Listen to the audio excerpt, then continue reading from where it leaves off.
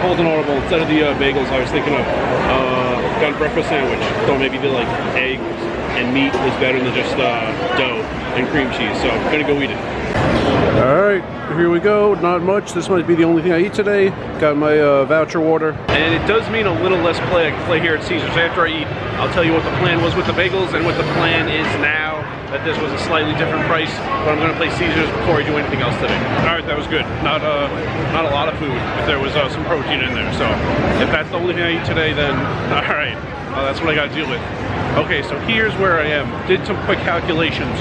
Pretty sure if I play 2 hours 34 minutes here at Caesars, then tomorrow I could get 2 bagels over there at Starbucks. If I play 4 hours 2 minutes, I can get a bagel here at Starbucks, which is kind of small, and then an actual size bagel across the street at the pizza place in Paris. So that's where I am. At least like whatever I play here at Caesars is going to be my last Caesars play of the challenge. And after this, it's just going to be MGM working on at least 2 buffets worth of comps. So at least 234. Actually, if I wanted to do that 1 sandwich again, it would be slightly less.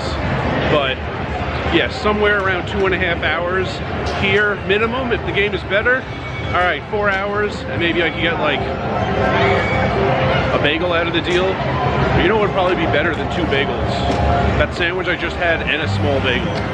I think that would be around 4 hours, 15 minutes. I'll do some calculations while I'm playing. I'll figure it out and expect to see me again. I mean, for you guys, it'll be like 3 seconds. For me, it'll be like either 2.5 hours or like 4 hours, 15 minutes from now.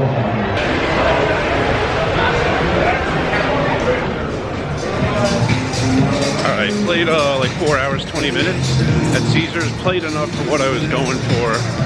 I don't know if I said that. A breakfast sandwich cost $7.65. And apparently, according to yesterday, no tax when you pay with comps at Caesars properties. So I just played enough such that tomorrow I can get that same breakfast sandwich and a bagel.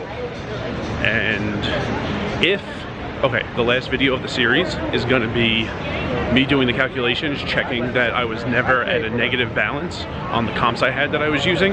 If I'm like a few cents short at the Caesars properties, it's fine, because when we opened the table, we were clocked in before we started playing, before we were dealt the first hand, and I also went to the bathroom a couple times, and I know I didn't get clocked out.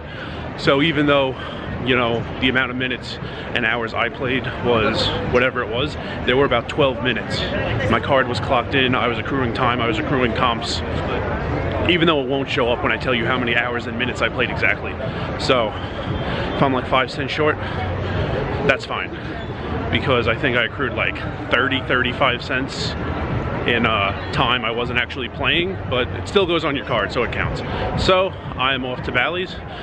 Gonna get my last voucher drink of the day, another water, and then probably take the monorail down to MGM. All cash games for the rest of this challenge are gonna be MGM. I'm not, I don't need to play anywhere else. Gonna start working on the 2 buffet to-goes. An interesting thing about the pricing. Last year, buffet to go, I always paid 20. I thought it was 20. Thought they told me one day it was 20. Sometimes they tell you the price including tax, which I understand. It's better to do that than to tell someone it's going to be like 20 and then it's actually like 21.75 or something. But when you pay with comps at MGM properties, you don't pay tax. So I think it's a little less, because like a couple weeks ago there was a crab buffet at MGM, and I thought that was going to be the new norm at MGM, and I was asking questions about the pricing, and it turned out to be all for nothing, because it was a limited time thing. Like 2 days after I asked, the sign was gone. It was back to the normal sign, no more crab buffet. But in doing that, I asked about the to-go pricing again, and I thought she said it was 19, even though last year I thought she said 20. So maybe the 20 was including the tax and the 19 isn't. So I think I only need 19 hours at MGM for $38 in comps, which is enough for 2 $19 buffets to go. We'll see. No, that's not lightning. Lightning would only be white. Oh, I just missed it. I got a little bit of it for you. It was like white and red and blue and yellow. It's the sphere. Can't see the sphere, but you can see the light and now whatever design was on the sphere has stopped. But I thought at first when it was only white, like, is that lightning off in the distance? Then I'm like, nope, lightning isn't red, it's the sphere.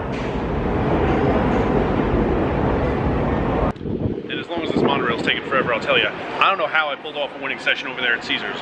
A bluff failed very early on, and then I lost a backdoor straight 3 times. Then I turned 9s into a bluff, that got through, and then I hit a pair, and that held, and wound up with a winning session. So that was interesting. It was rocky, but the result was better than it looked like it was going to be for a big chunk of the middle of that session. So happy with how it ended, I guess, and we'll see what's going on at MGM. At MGM, rakeback money must be gone. I haven't been keeping up to date on Bravo. It must be empty, which means fewer characters in the room. Everybody loves a good rage text story. Link at the top if you don't know what I'm talking about. And fewer characters, but probably games with more raises, more calls, more showdowns, more all-in. So looking forward to MGM. And yeah, a monorail going north came and left, but the one heading south has yet to arrive, and it's been a while. And despite the voice saying one arrives every 8 minutes, it's not always accurate. It's definitely been more than 8 minutes, but I'll see you in MGM, I guess. Alright, I didn't film on the way in, but just finished playing MGM. It's like 12:30, played 5 hours, 15 minutes about. So a good start, I'll be fine. I wanted to play a little more here. Our table was really fun and then started dying down, but it's like 5-handed. Someone keeps leaving as someone shows up, and like we're not quite low enough to break, and we're like not really full enough for it to be fun anymore. So I think I'm gonna walk to the other side of the strip, go north, maybe sit in Aria, because I'm gonna walk through it at least. If I do sit and play, I think it's only like 2.5 hours until I could afford a side of fries with comps at Posh Burger. Maybe just walk through and maybe play Caesars. If I play 1 hour and 48 more minutes at Caesars, tomorrow I can get 2 breakfast sandwiches instead of 1 breakfast sandwich and a bagel. So yeah, that's the plan. And maybe just don't like the looks of anything going on the west side of the strip. Go back to Bally's because it's more fun than other things right now. I'll see. There's the Aria poker room behind me. There's a bit of a list. I don't know how many people are actually like hanging out waiting.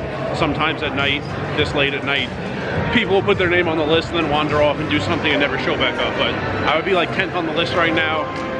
And at Caesars, because of my status, I just jumped the list if there even is one. So I think I'm just gonna keep walking, head to Caesars. If you're wondering, a side of fries, $5.50 at Posh. So it would take 2 hours, 45 minutes.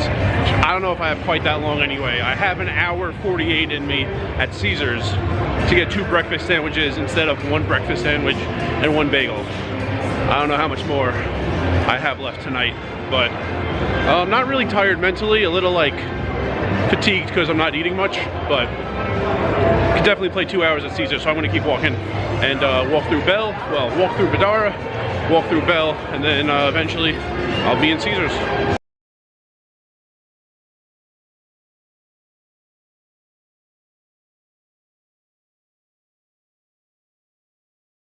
And remember, rice is a spoon food.